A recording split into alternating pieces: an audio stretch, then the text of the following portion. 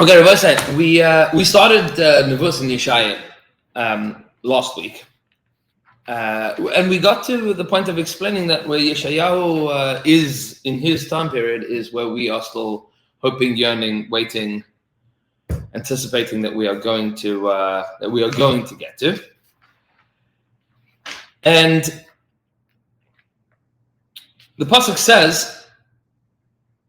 I mean, the Nevuah begins in Yeshayahu with all of the terrible things that are going on. Everything is bad. Everything is falling apart. Everything is a problem. This is the Haftarah of Shabbos Chazon. And then Yeshayahu paints a picture for us of what's going to be Ba'achris Hayom. Hadavar asher chazot Yeshayahu ben Amos al Yudav Yerushalayim. This is the thing that Yeshayahu is prophesying on Yehuda and Yerushalayim. V'haya ba'achris hayamim, it'll be at the end of days. Nachon yeh har Beis Hashem b'rosh Arim, that the mountain of the house of Hashem will be at the mountain of the house of Hashem will be at the top of all of the mountains. It'll be the most chashuv mountain. V'naru alav kol hagayim, the whole world is going to come to the Beis HaMikdash. Everybody's going to gather there, and we pointed out, of course, that this is already what is suddenly in potential in the days of Yeshayahu. There is a Beis HaMikdash. They're already holding by it. Like, they're there. But there's something that's missing. There's something that's very, very wrong. And what's very wrong is they don't seem to care. And we pointed out that there is a machlokes in the Rishonim, whether they are all like chaitim there, everybody's messed up, or I'll be right, they're keeping halacha, but they have, in some way or another, they have lost the plot. Something is missing. In order to understand this a little bit of what's right and what's wrong, meaning what are they getting right and what are they getting wrong, the pasuk at the very beginning of the Sefer says something interesting. Now, it's always important to note whenever you learn a Navi, and certainly when we're learning Yeshayahu, and as we'll see more, and we've pointed this out a few times in different contexts, is that it's not so easy necessarily to tell what is literal and what is figurative. And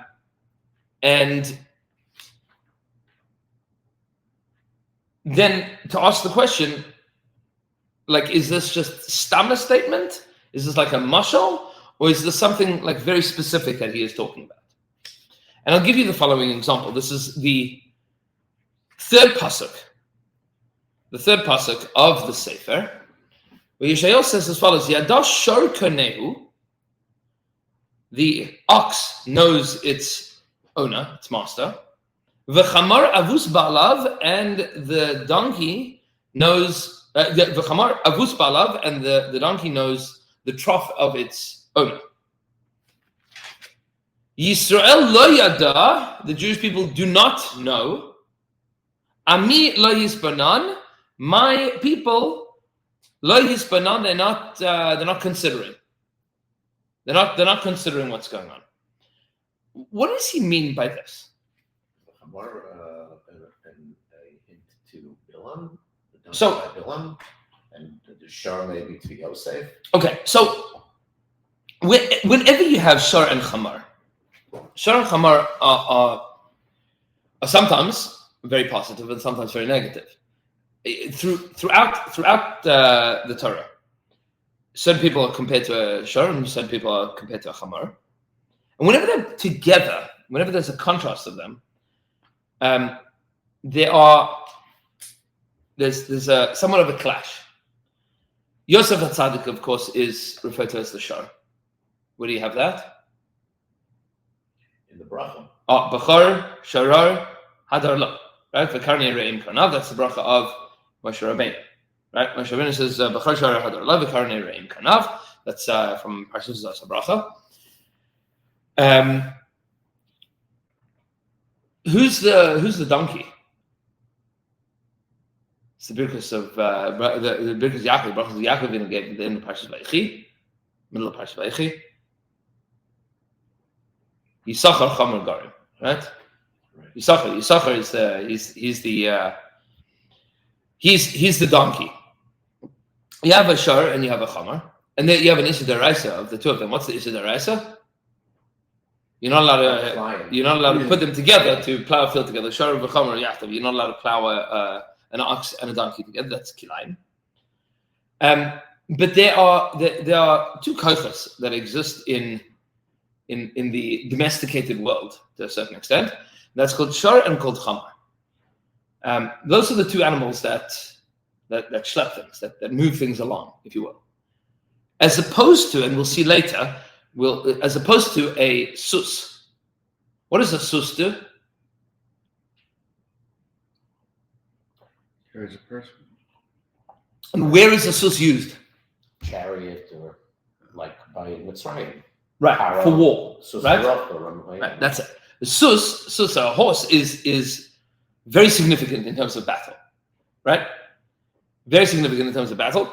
When the Navi refers to, we'll see this later on in the Sefer Yeshayahu, when the Navi refers to Mashiach as Ani Rechav ala Chama, as a pauper riding on a donkey, what is that to contrast with, as opposed to warrior, a horse, right? Meaning Mashiach is not going to be a general in battle. Now we'll see conflicting nevuos like this. But the vision of an Ani Rechav al Chamar means that he's not riding a vehicle of war. He's riding a vehicle of economic progress. Because that's what a Chamar is. You have a shor, which is a plow animal, and a Chamar, which is a pack animal, versus a sus, which is a vehicle. That's a tank, right? It pulls a chariot, which is quite literally a Merkava. Right? Tank. It's the original tank. It's the Merkava. But whenever you have the shor and chamar that are contrasted with each other, so you find that there are characters that show up in throughout Tanakh that are referred to as a shor and a chamar. For example, Mitzrayim is referred to as a place of zirmas susim zarim. They see this like the seed of horses. They are exceptionally promiscuous. Who's referred to as a chamar? This week's parsha.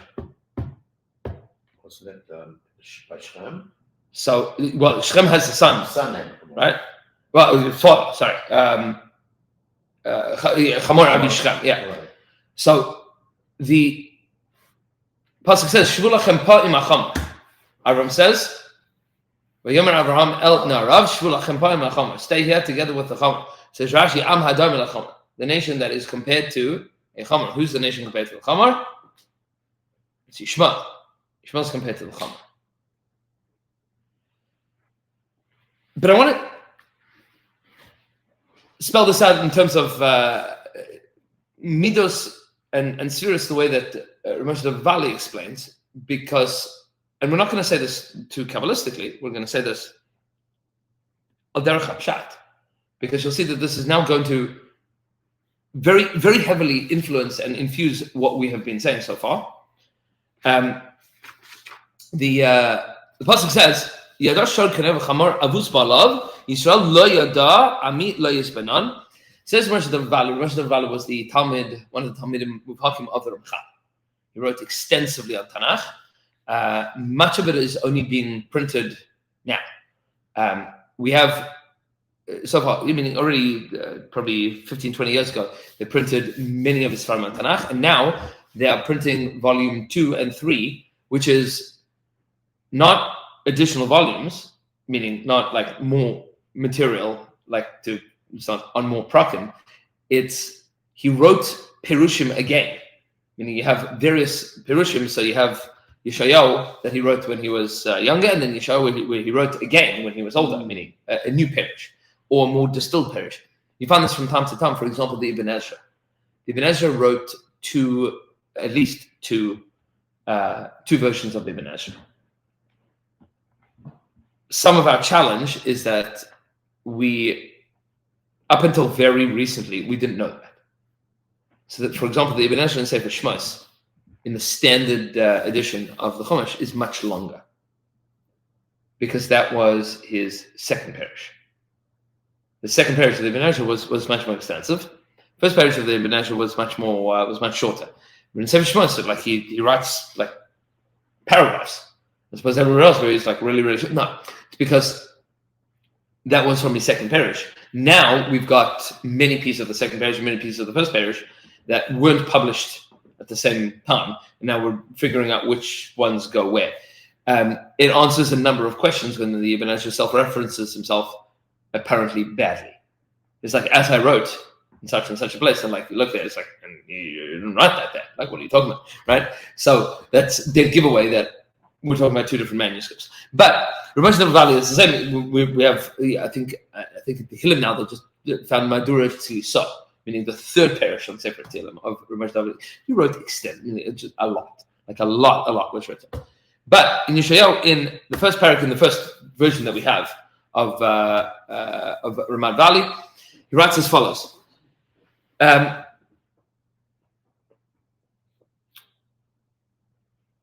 The previous pasuk, second pasuk is, and he says this so beautifully. He's about to yell at the Jewish people. Shimu shamayim ve'hazini eretz. Listen, heavens, and lend your ear, earth. Ki Hashem divrei, because Hashem is speaking. Banim gidalti v'ramamti. I have raised my children and lifted them up. Ve'hein pashubi, and they have sinned against me. Says Rav Valley, what's very beautiful about this is, what's he referring to them as? Banim. These are my kinderlach. I mean, I've taken care of you. I love you. I've taken care of you. Like we're good. And he explains this as follows. He writes like this. He says, Kvar Perashim Lamala, we've already explained, Inyan Zeh, Itzel Amroi, Banim Gidal, Vermanti Vehem Pashubi. We've already explained this in the context of what it means that you are children of Hashem that have sinned. So she'enam yicholim lehisnatzel al toikev haklipa shemiskaberes alehem. This is a very important statement. Yeah, it's a kabbalistically infused statement, but we'll explain this but past this. He says they cannot complain about the klipa that's miskaberes alehem, that is overwhelming them. Now is not the time to discuss what klippas are, bigadol, like what the whole sugya of klippas are.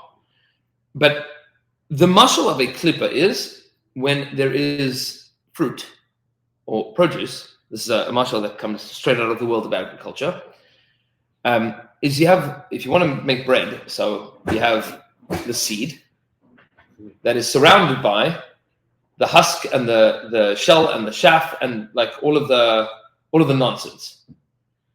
And the whole process of making bread, this is the beginning of Hilchos Shabbos, right? The 39 Malachos of Shabbos, is you need to separate the wheat from the chaff in order to make bread. Meaning, first you have to plow, and then Zriya you have to sow, and then Katsiri you have to reap.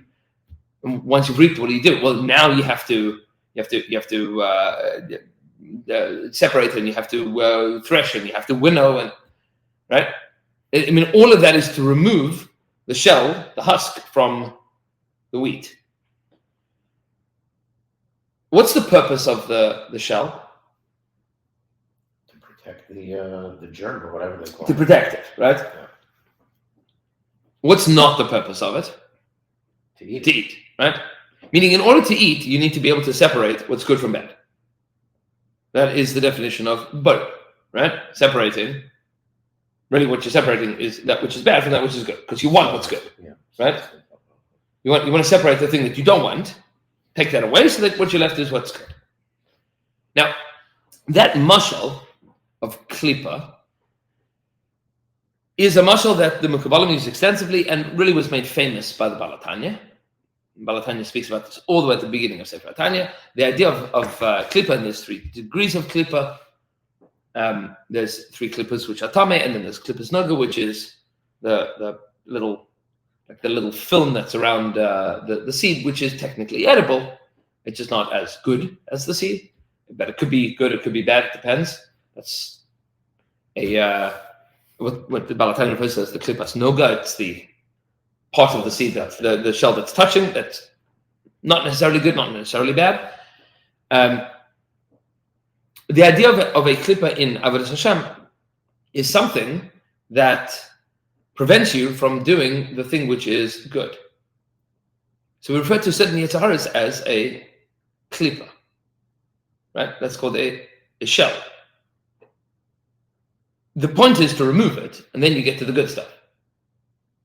If you end up not removing it, so then there's no birur, then there's no ochel, and there's no psolos. It's all together, which is the word of Eitz Hadas Tov Ra, which is good and evil mixed together. And then what you gained is something that is both good and bad, which is healthy and unhealthy, all at the same time. And the person may also consider it a klippa. Well,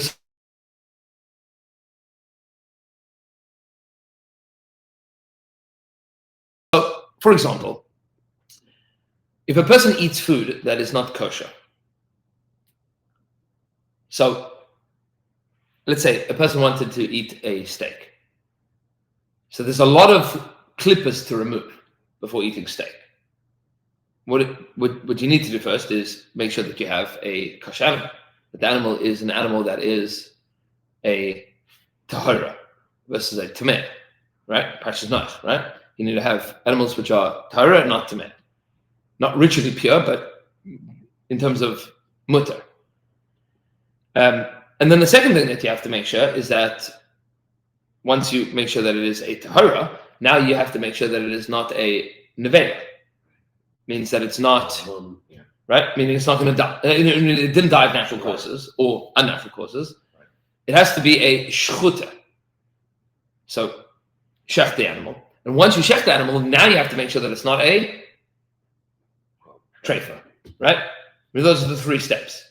First, you have to pick the right animal, then kill it the right way, and then make sure that it was healthy. So that is from a tahara to a shchuta to a kashera. Colloquially, we refer to as all non-kosher meat as treif. We call it treif, but that's a misnomer. Right. Why do we call all non-kosher meat treif? It just became a colloquialism. So Blumenthal's theory is that there was no other non-kosher meat that any of our grandparents ever came across. Meaning it never made it into the kitchen. Mm-hmm. Right? Meaning nobody ever had Blumenthal and Blumenfeld. exactly, right? Nobody ever went to the rabbi with a nevela and said, "Is this kosher?" So, right? You only ever went with a shalom on a treifa. So for us, it's kosher treif. Right. Meaning the meat is either kosher or it's treif. Right. We don't really need to know more than that. Right. Meaning, once you get to that point, there's only one question to ask, which is it kosher, is it treif? But even once you've now said that it's kosher, you can't eat the whole animal. Because there's chelev in the shuman, there's forbidden fats and permissible fats. And then there is Giran Asher and the Shuman Agid and the whole section. There's a lot of things. And there's a lot of Gidin that you have to remove. There's Nikur. There's a lot of stuff that you have to do in order to be able to eat the steak. And then once you eat the steak, now you gain nutrition from that thing, and that nutrition will sustain you to be able to do what you need to do in the world. Right? What happens if a person does not do those things? So you violate a whole bunch of Isurim. Right? And that's called the klippa, because you didn't remove the things that need to be removed. So the Yetzer Hara to eat that, it's called the klippa. Right? That's the shell of it. Which means that if you benefit from it, if you take that at that point in time, you do still get the calories, you get the nutrition, but you get it in a way that you have good and bad all together. Right? And that changes the way that we live. Meaning, when a person is eating food that is both healthy and unhealthy together, so that's bad. That meaning, you're alive, but there is a net diminishing of that person's health. Like if a person has a disastrously unhealthy diet, so if they didn't eat it all, they'd be dead. You have to eat food, otherwise you die. You can't not eat food. But if you ate junk food all day, so you're still alive, but it's not good, right? Meaning that's a klippa. That's a klippa. Now, this world has many klippas, and the job of humanity is, on a basic level, is to remove the clippers. Well, food is also so important because that was the first sin. Correct. Through food. So that's why we want to go a little bit more stringent. So you're 100% right, but even more than that, what was the curse of Adam? He had And he's going to have 10 to work to To do what? He has 10 to produce the bread. In order to eat bread, what do you need to do? You're going to have to work now. You have to work to remove the clippers. Meaning the way of removing clippers in the physical world and in the spiritual world is through avoda. If you work hard, you get to that point. And there are certain things that only become possible once that work is complete. Meaning you need to do a lot of work in order to get to the point that you can now enjoy your bread. It's supposed to work 6 days, not. We mostly do 5. Right. Like if you think about it from the Torah, So Torah says 6. I'll also share with you that not only do we work 6 days a week, but when we do not work 6 days a week, we don't work at all. Meaning not in the way that the Torah describes. No way. We just got the 5-day work week with the 8 hours. That's a new thing. But I'm not even talking the amount. I'm talking the work that we do. The work that we do. Like buying bread, we go to Publix. Right. Well, what was it like to create bread? So what does that tell you? Right. Is that many of the clippers have been removed already. Yeah. Meaning much of the curse of Adam HaRishon we have already removed. Sometimes when I get really annoyed going shopping, I think about that. Like, this is not annoying at all. Correct. Meaning much of that work that needed to be done in order to get to the point that we have the ability today to be able to live and be well and to sit in a beautiful home and eat delicious food and have, air conditioning. That is because generations of our ancestors and humanity thousands of years have been working on making the world better. Meaning Adam HaRishon was put into Gan Eden, everything was benachas for him at that point. Then he messed up, got sent out into the world, and we were told, fix the world. Meaning on a very basic level, tikkun olam is automation. Literally means making the world better for people. Making it better. Now that's not a goal within itself. It's not an end to itself. It is a means to be able to then live the life that HaKadosh Baruch Hu wants us to live. Right, like that, right. Meaning get back Pre-sin, get back to Gan Eden. Get back to that point of we don't even know we don't often think about it. We're talking about it in different contexts here, but we don't often think about what exactly our point is once we get there. Meaning, what are we supposed to do when we get back to Gan Eden? That's a good question. Don't eat from that tree. Yeah, don't eat it, right?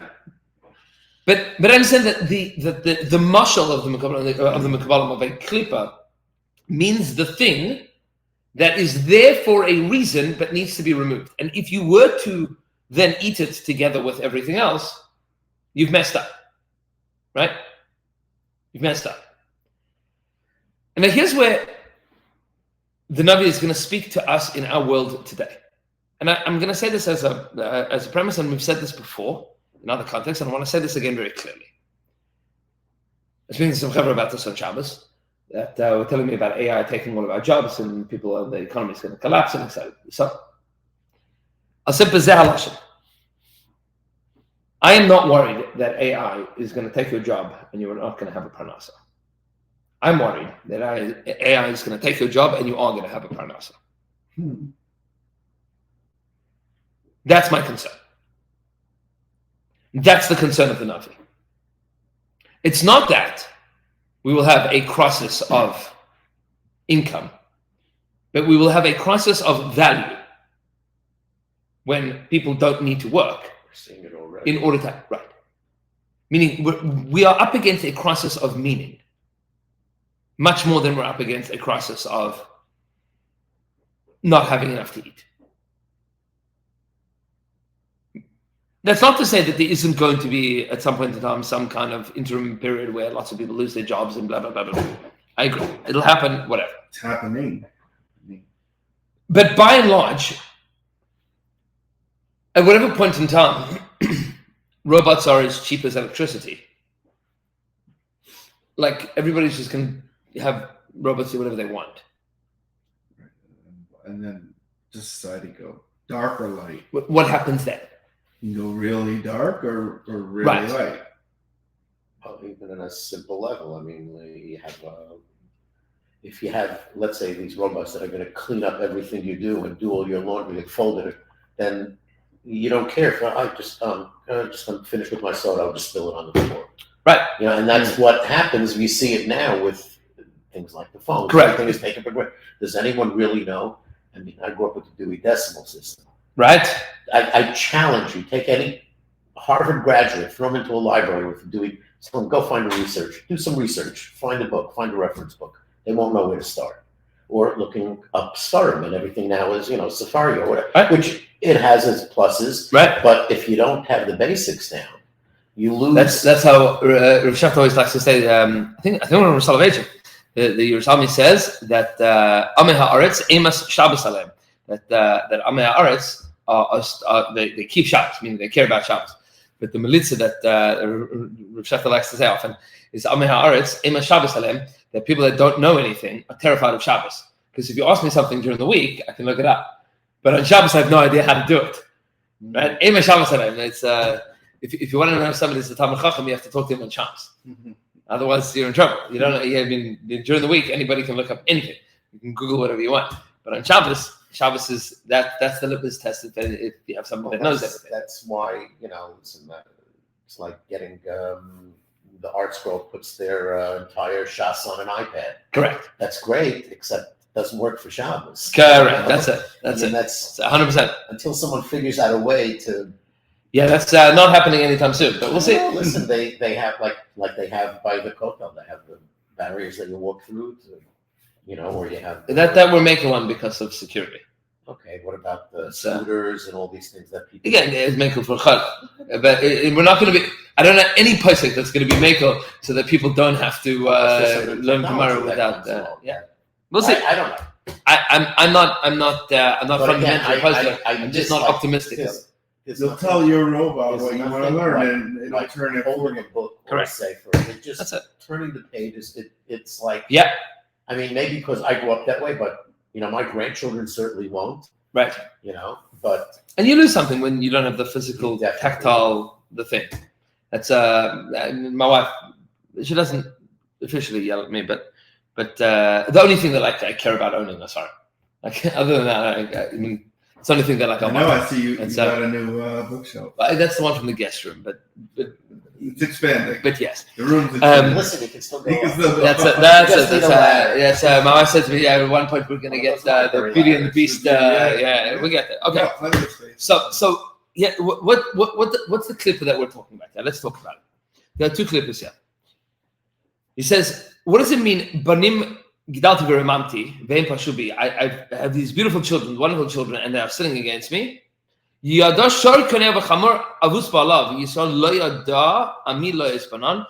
shor knows its owner, its kone, its purchaser. The chamar avus balav, and the chamar knows the avus of the trough of its master. And the Jewish people don't know. They don't know what's going on here.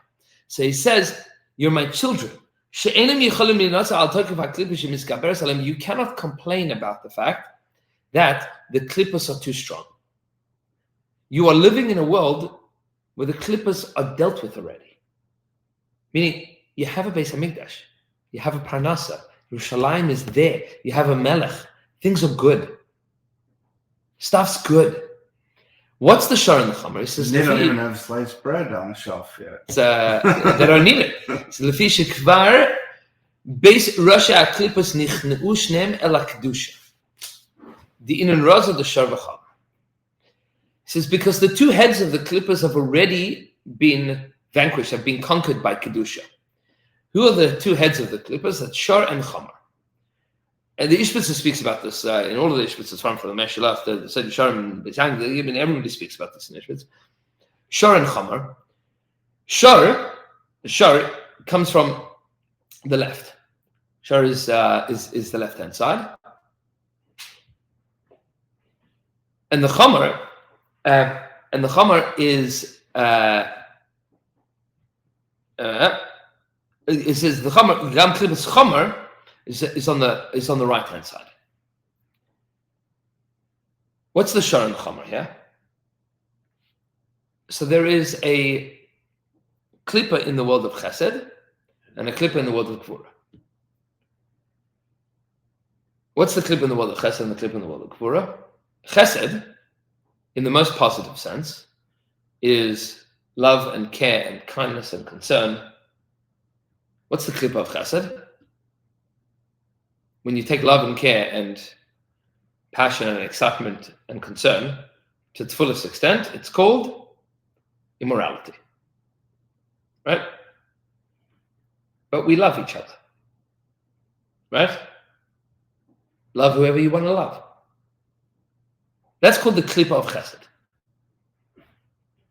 Where Chesed is taken to the fullest extent. So you see that there's tremendous Chesed. Look at all the Chesed. Beautiful. So much Chesed. Gewaldig. Chomer is the middle of Gvura. Gvura means, in a very positive sense, is discipline, and is pragmatism, and it's restriction, and it's limitation, and it is the intolerance for immorality. It's the world of din, of law and order, which taken to its fullest extent is also murder. And no compassion. Right. Which means that you have a world of chesed, and you have a world of gvura, and then you have the klippas of those two things. And this, the Mekubalim explain, is the two primary klippas that exist in the world. Is the Yetzer Hara for say that's in the language of the Ishbitzer, the Yetzer Hara for taiva, for pleasure, for enjoyment, and the Yetzer Hara for kas, for anger. Well, that's the whole thing that's why Bnei Yisrael is always Tiferes, which is the correct. blend. We're in the middle. This is the middle. Yeah. Correct. Which is back to Aristotle. Yes. As well. Yes. Meaning we are supposed to be, but that's in the middle of two positive midos. But there's the two negative midos as well, right? On each side. On each side there's a flip side. Yeah. Right? There's very negative chesed, The Klippa, yeah. right? And very negative gvura. Person could be a bal chesed and it could be terrible. And a person could be a gibor and be terrible. Meaning there's a flip side to those midos. Those are the clippers of those midos, which is promiscuity and the unrelenting pleasure seeking. That's called chesed. I just want everybody to feel good. I just want to feel good all the time. That's a terribly baseless and moralist way to live.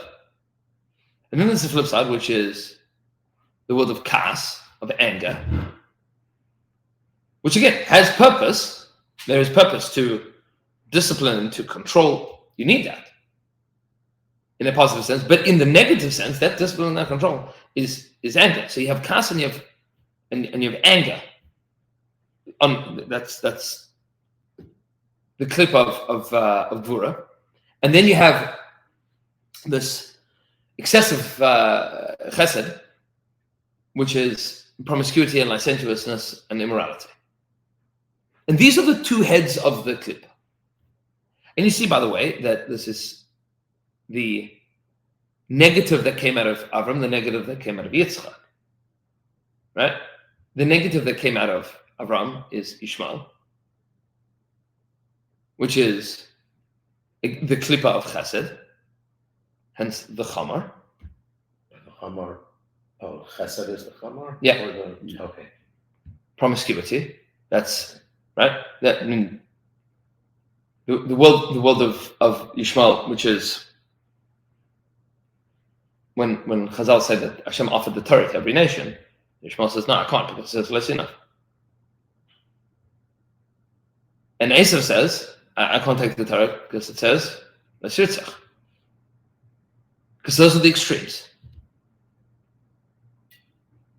But in the days of Yeshayahu, there was no Yishmael, there was no Esav.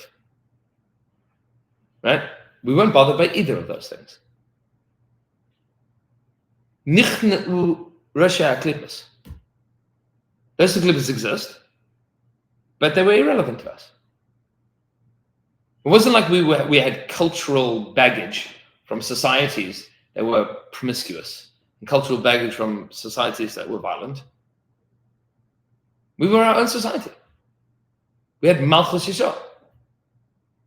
It existed. It was there. So you cannot complain, says Rav. That's what Yeshayahu is saying. You can't complain that it's too difficult for you because you can't. Your world is crazy. He says that's not happening. So what happens instead? It says V'harei Yisrael shu b'chinas ha'gadlus, the Jewish people, which is godless, which is greatness. Aval pichein her'as atzma yoseh garua min ha'klippas atzma, presented itself even worse than the klippas, even worse than the shells and the husks. Va'azavez avedasoi ki'ilu yatz midata. And it looks like, this is what the Navi is saying, it looks like, you guys look like you're crazy. You lost your mind. What does that mean, you lost your mind? Is there's no reason for you to not get this right. So what happened? Right. Like, everything's great. AI has taken care of everything that you need. What are you planning on doing with your life? That's the Navi Shana. Life is good. Nobody's bothering you. What do you do when nothing's bothering you, nobody's bothering you? You get lazy, you become complacent. So that's it. So you're saying the Navi said the Navi's saying that it's better to have a klipa that you have to work on to remove? That's not what he said. He's saying we've already done this. We're here. So what's happening to you? Right. Why That's the did you get Muslim. it right? How come you're failing? Right? Before you had a terror, so it was a lot of work. This Right. is the first Beis HaMikdash. First Beis HaMikdash. So then it was the Avodah Zarah. That's what happened. No, He hasn't said it yet. he hasn't said it yet. Simply, he's taking note of the fact That the environment is that you have all of what you Right. need to get this right. So this is the secret word. The passage that closer lo yada, you don't know. You don't know. There's no reason for you to not know. You should know. Meaning, what we are lacking here is das, is consciousness. You're living through like this haze of life without being conscious of what's going on. It says, and how much more so you should consider the fact that you should be connected to Hashem. Connected to Hashem, plugged in. It says, you should be working on this.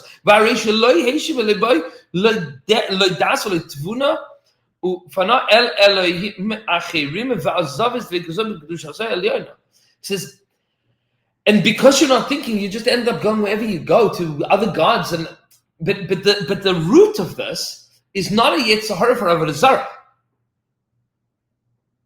It's not that you need to go to other places in order to get what you need, in order to subsist. It's like you're drifting. Right. Pretty much. Meaning you're asleep at the wheel. Yeah. You just got the best car of all of Jewish history. And you're asleep at the wheel. Like you're not thinking.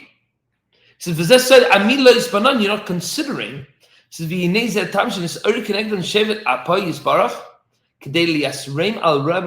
says, and that's why Hashem is going to come and schmatz you. He's coming to smack you around. Why? Because you've sinned against him. You've thrown off the yoke of his service, malim from you. He says, and that's what the next passage says. You sin people. You've missed the point. But the Nakuda that he's pointing out here is that we are talking about a world where everything is good.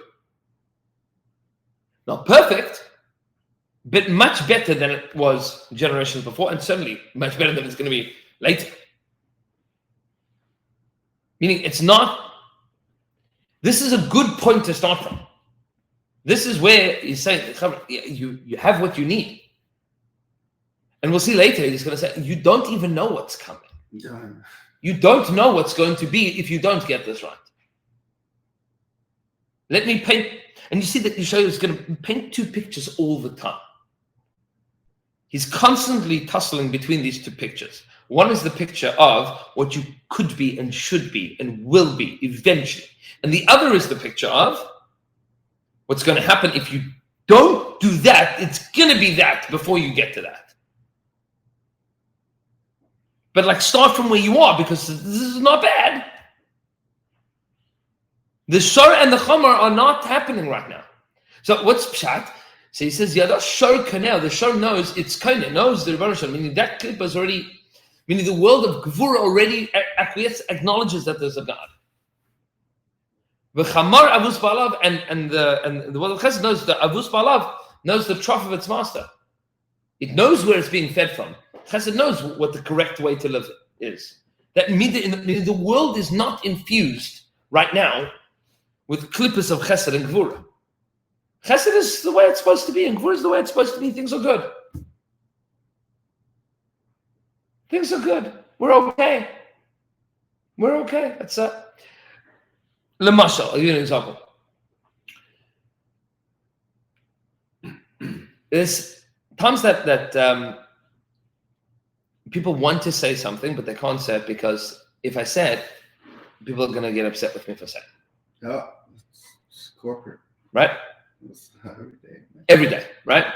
There's stuff that it would be good to say. That's not a bad thing. Sometimes Correct. you have to know when not to say things because... No, again, that's positive. The opposite of chesed is not kavura. Opposite of chesed is immoral chesed. So sometimes you have a problem that you want to do something nice for somebody else, but you're worried not that that's not going to be enough gvura.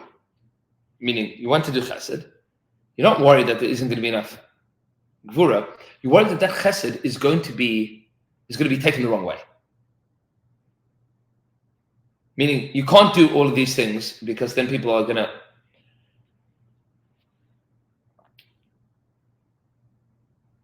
If everybody if all the kids in the classroom have incredibly healthy eating habits, then the Rebbe can say, when we finish the Perek, we're going to get donuts. Right? But if some of the kids are disastrously unhealthy, you can't say, we're going to get donuts.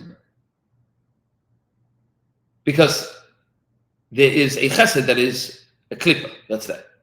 And giving them donuts is bad. That's evil chesed. It's going to make them sick. And it's going to encourage their not their bad midos, but their bad habits.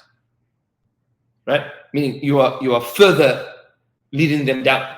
In a healthy world, you can absolutely say to somebody, Mazel tov, here's a donut. But in an unhealthy world, you can't do that. In a healthy world, a Rebbe can yell at a class when they're misbehaving and say, I'm going to hold you for 5 minutes during break, right? But let's say that all of these kids, or some of these kids are like, come from messed up families with tremendous amounts of trauma, and then you can't yell at them. You can't yell at them. Smashing idols never work. Right. Meaning, but you can't give them mussar even. You can't give them appropriate kvura. You have to mitigate even the thing which would be appropriate in a healthy situation because they're not healthy. If the world has healthy kvura, so then you can give people a healthy mussar. There was a time that like a Rebbe could yell at a kid And he would say, thank you so much. I appreciate that you are giving me appropriate criticism. Today, Rebbe yells at a kid. It's like, I'm going to call child protection services, right? You can't yell at Here we come. right? Yeah. Yeah, also to make it personal, Musser with speeches. 100%. You've changed over the years. Everybody has to. You have to. I mean, and that's not. I miss the Musser days. So the truth is, Musar is something now that if you want, you have to seek out. Because it can't be said publicly. Is that a weakness in Gvura that you can't, that in general, that people can't take sometimes what's a little tough love? I think it's going too far. I think that makes you a better person. And I agree with lacking now because you can't discipline anyone. Yeah. Because you're always, you know. So here's my point here. I want to be very, very careful about this. It's not because we have too much chesed. It's because we have too much klipa of gvura. Meaning, in order to get to gvura, you have to peel away the other gvuras. The gvuras that are tameh. Meaning, in order to be able to give musar to somebody that's going to help them grow, you need to make sure that you have removed all of the negative self-talk and all of the trauma that comes from being yelled at by parents and grandparents and, whatever it might be. You have to remove all of the negativity, and then you can give them appropriate musar that will be growth-oriented, will be positive, will be healthy. But unless you can remove all of the negative gvura, you can't give them positive gvura, because then what are you giving them? You are giving them more trauma. More trauma. Yeah. You understand what I'm saying? It's not that we have too much chesed, it's that we have too... And people get this very wrong. They say, no, we're too soft on kids today. It's not true. We are too inappropriately hard on kids. The message of society, and this is the point, this is the klipa that exists in the world, is that you're not good enough, ever, for anything. And who's telling that to people in the world today, and kids especially? Social media and TikTok and Instagram, and you look at every picture of some curated, beautiful portrait of something, of some bazillionaire on a yacht with whatever, and he made his money from this investment with crypto, whatever. And you must do this, right? And the kid, after scrolling through 500 of those, thinks, I'm a loser. And then he wakes up late for davening, and then his Rebbe looks at him and he goes, come now, can't get up for davening? So he's had that voice in his head now for the last 6 months, 6 years, 60 years of you suck, you stink, you're a failure, you're a loser. And then the Rebbe says, why don't you work a little bit harder this Elul? And that echoes all of the klipa of gvura. So you can't give gvura because you can't give musa. You can't act with gvura because it is klipa of gvura. So how do you break the cycle? You have to get rid of those klipas. And how do you do that? That's avoda. You have to break that. You have to break through those klipas. And that, again, that requires avoda. And that doesn't mean to give them more chesed. It means that you have to sit down with people and break through the klipa that they have of negative gvura. First, you have to be able, and this is Melachos on Shabbos. You have to do borer. You have to be able to say, this is a healthy criticism, and this is an unhealthy criticism. That's borer. You have to be mevarer. What's what? And then you have to, disha and zora, and you have to. There's a lot of work to step. And the same with chesed, by the way. There's many clippers of chesed. What's the clip of chesed? Is when the kid screams, says it's not fair, everybody else is getting an ice cream, I also want an ice cream. Right? So, really what you want is to, make sure that your child is healthy and wealthy and well, and this is not a good chesed for them. It's chesed, but it's not good. But you need to give them that because otherwise they're going to feel like it's hard. You have to break through the negative chesed as well. And that also takes avoda. It takes avoda to break through to be able to say, this chesed is good and that chesed is bad. There are sometimes, remember Rebbe would say this to us in yeshiva, there's sometimes that taking off a seder to rest and relax is a mitzvah midaraisa. And then sometimes the taking off a seder to rest and relax is an issur deraisa. It depends. Right? Meaning what is it? What are you doing with that time? Yeah. And why are you doing that? And what's the impetus for this? And could you have done it any other way? And so there's chesed which is asur and there's chesed which is mutter. Which means there's a klippa of chesed and there's a klippa of gvura. And the Navi is speaking to a world where the klippa is not there. It's healthy. People are healthy. It's a crazy thing. We don't know what this looks like yet. But just people were healthy. There wasn't the clip of Shara and Chama. Because that's already, they know. There was a lot of Shara and Chama before Yeshua has to conquer Eretz Yisrael, and David HaMelech has to conquer Yerushalayim, and they build the Beis HaMikdash. And all of these Koichas HaTumah we are dealt with. And I was looking at a group of people and going, okay, but you don't have an excuse. Your life is great. Life is good. What are you struggling with here? And then we have to answer the question: well, what are they struggling? What's going on here? Because this, my dear friends, is the introduction to the world that we're almost going to get to. Like we're going to get there. We're on our way there. We're working through to get to that point. We're going to have a Beis HaMikdash, and we're going to get rid of all of the negativity in the world of Chesed, and all the negativity in the world of Gvura, and all of the Tumah, and then we're going to figure it out. And then what are we going to do? So that's the shayla. In a healthy world with a Beis HaMikdash, where people are just meh and drifting, why are they drifting, and how do you stop that? Hashem Yisbarach. We will continue next time. All right.